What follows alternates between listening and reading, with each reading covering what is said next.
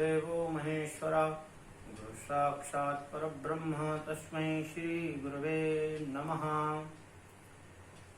नमो नमः श्री गुरुपादुकाभ्यां वंदे महापुरुषते चरणारविंदम। सभी हमारे जितने भी आश्रम से जुड़े हुए लोग हैं और आश्रम से जुड़े हुए हैं, उनसे भी जुड़े हुए लोग हैं, उनके सगे संबंधी, उनके इष्ट मित्र हैं और सभी भक्तजन, संपूर्ण देशवासी जो सब हमारा ही परिवार है। सभी से मेरा करबद्ध निवेदन है, प्रार्थना है। मन में कई दिनों से बहुत पीड़ा थी। कई लोगों के फोन आए, कई लोगों ने मुझे कहा कि महाराज जी, जो बाल घर में संतों की जो हत्या हुई है उस पर आप कुछ कहिए। कष्ट बहुत है, दुख बहुत होता है और समाचार इत्यादि में जब देखते हैं वो वीडियो तो बहुत पीड़ा होती है। वो बुजुर्ग वयोवृद्ध संत जो कल्प वृक्ष गिरी महाराज और उनके साथ में जो दूसरे संत हैं सुनील गिरी जी महाराज, सुशील गिरी जी महाराज, जो वो अभी बहुत ही कम अवस्था थी उनकी।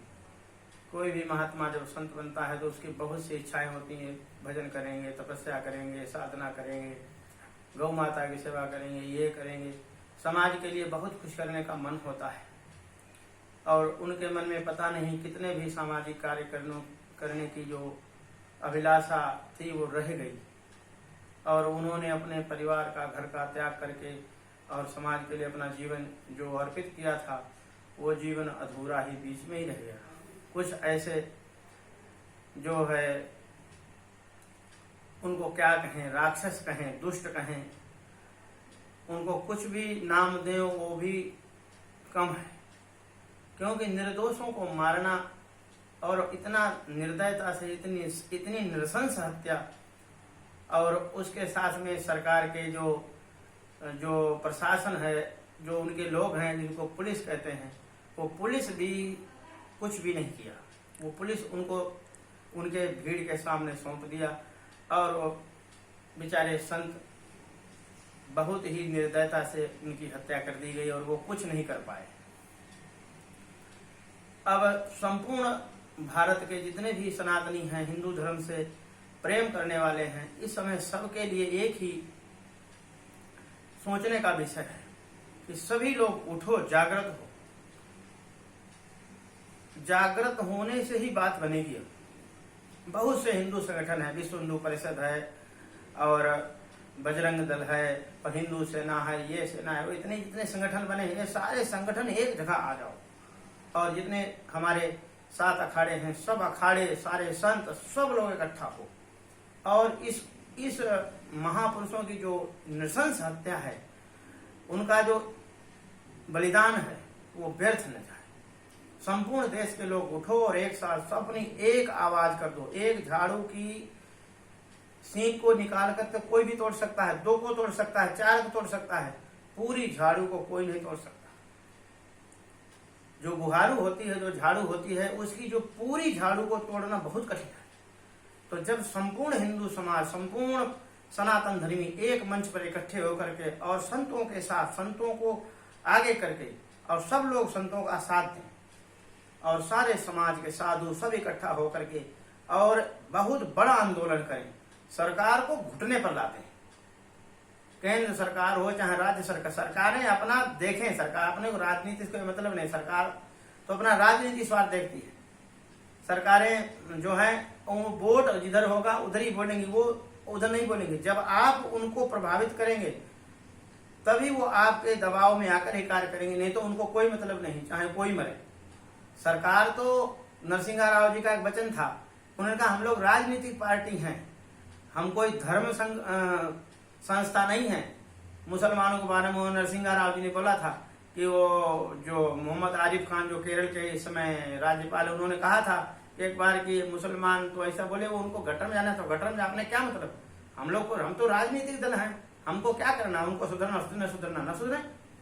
3 तलाक पर जब बात आई थी तो मतलब राजनीतिक पार्टियों की सोच यही होती है, उनको कोई धर्म से मतलब नहीं। उनके ऊपर जब प्रेशर पड़ता है, दबाव होता है, तो ही वो कार्य करते हैं। इसलिए उनके ऊपर दबाव, उनके ऊपर प्रेशर फुल बनाना चाहिए।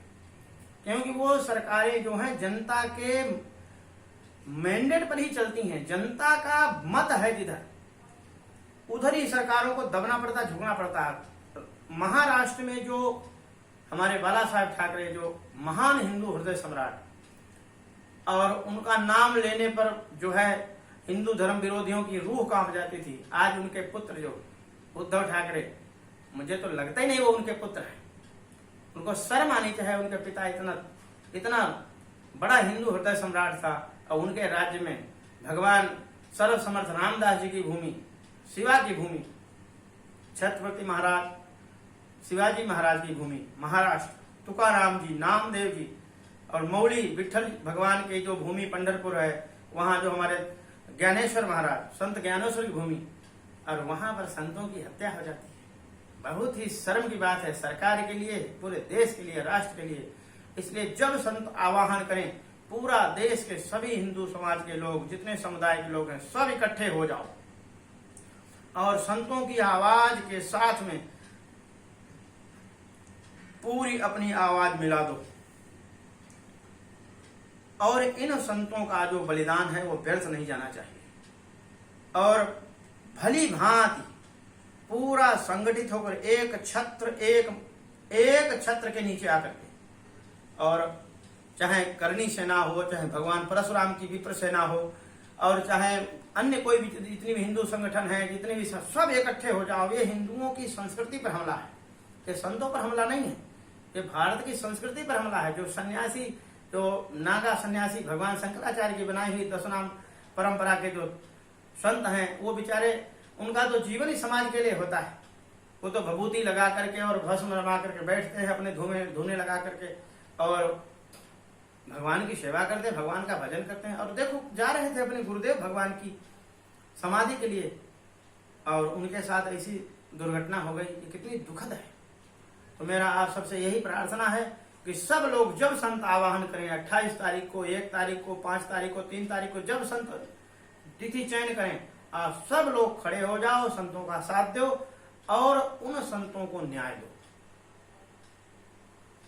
यही प्रार्थना है सभी से, और सब लोग उन संतों के लिए खड़े हो जाओ। यही मौका है। अगर एक बार नहीं खड़े हुए तो फिर लोगों का उत्साह बढ़ जाएगा, बारंबार ऐसी घटनाएं घटने लग जाएंगी। इसीलिए सभी से आग्रह करता हूं, सभी से निवेदन करता हूं, सभी लोग खड़े हों और संत जो आदेश करें उनके पीछे चलें, और तभी जाकर के इस प्रकार की जो घटनाएं हैं उनकी पुनरावृत्ति रुकेगी। भगवान परशुराम और भगवान जो है नारायण, जो सर्वरूप में विराजमान है, भगवान महादेव, भोलेनाथ बाबा, बालाजी महाराज, माता जगदम्बा, भवानी, सबको शक्ति दें धर्म के साथ खड़े होने की। और भगवान से ही प्रार्थना है, मैं महादेव बाबा से, माँ जगदम्बा से प्रार्थना करता हूँ कि उन महान संतों को अपने चरणों में स्थान दें, उनकी आत्मा को शांति दें। मेरी तरफ से उन संतों को ही श्रद्धांजलि है।